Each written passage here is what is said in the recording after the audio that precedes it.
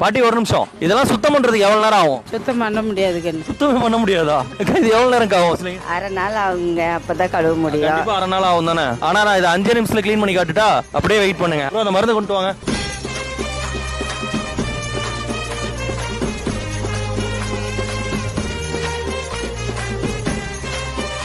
பாட்டி கழுவவே முடியாது, நீங்க 5 நிமிஷத்துல எப்படி ஆயிடுச்சு பாத்தீங்களா? நல்ல கண்ணு, 5 நிமிஷத்துல சூப்பரா பண்ணி புதுசு மாதிரி ஆயிருச்சா?